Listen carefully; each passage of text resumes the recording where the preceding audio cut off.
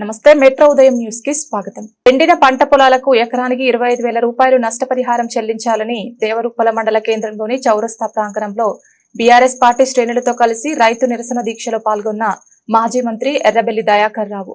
ఈ కార్యక్రమంలో బీఆర్ఎస్ జిల్లా నాయకులు పల్లా సుందర్రామరెడ్డి, బబ్బూరి శ్రీకాంత్ గౌడ్, దేవరుప్పల, పాలకుర్తి మండలాల బీఆర్ఎస్ అధ్యక్షులు తీగల దయాకర్ గౌడ్, పసునూరి నవీన్ కుమార్, మాజీ జెడ్పీటీసీ పుస్కూరి శ్రీనివాసరావు, మాజీ మండల అధ్యక్షులు బస్వ మల్లేష్, మాజీ జీసీసీ చైర్మన్ దరావత్ గాంధీ నాయక్, మాజీ ఎంపీపీ కొల్లూరి సోమయ్య, మండల ముఖ్య నాయకులు, ఆయా గ్రామాల అధ్యక్షులు, ఆయా గ్రామాల మాజీ ప్రజాప్రతినిధులు, మండలాల నాయకులు, కార్యకర్తలు తదితరులు పాల్గొన్నారు.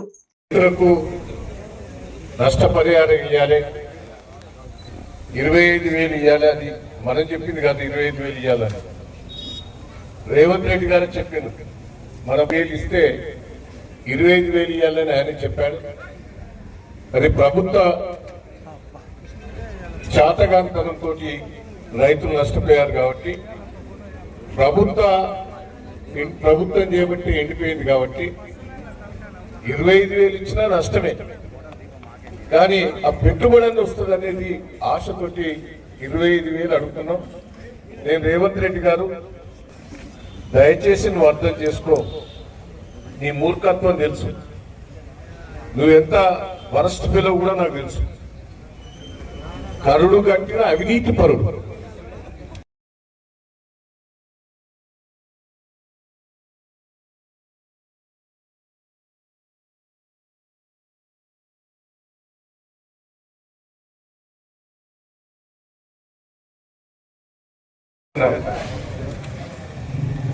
$25,000 ఇచ్చేదాకా నేను వదిలిపెట్టా. దయన్న సంగతి ఏందో నీకు తెలుసు. దయన్న నడుచుకుంటే కాని పని అనేది ఏ ఉండదు.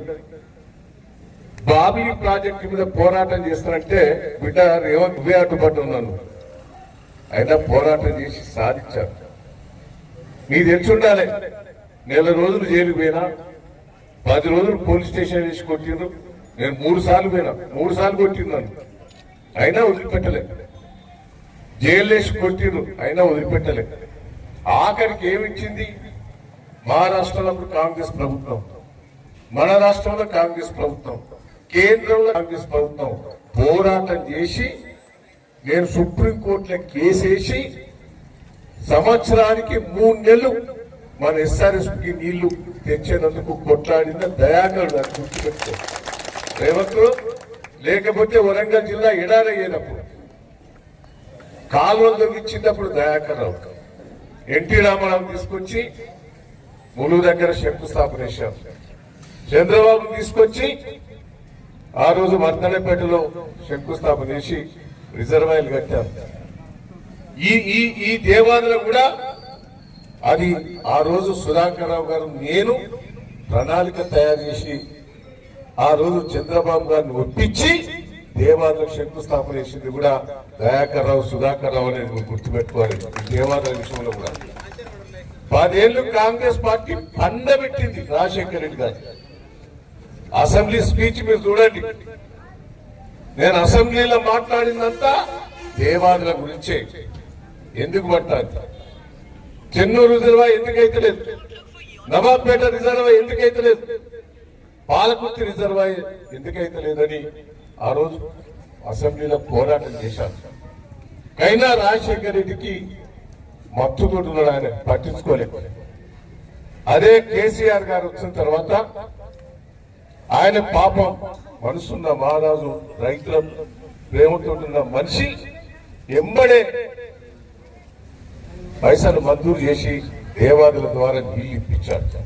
ఆ ఘనత ఎవరితో కాదు, మన కేసీఆర్ గారి ఈ సందర్భంగా పోతే నీళ్లు లేవు, రోడ్లు లేవు, తాగినందుకు నీళ్ళు లేవు. ధర్మాపురం దండలు పోయి తిరిగినా, దేవరూపులో తిరిగినా, దేవరూపులో ఇంత మంచి బాగు, అదే వర్ధనపేటలో బాగున్నది ఆకేరు బాగు.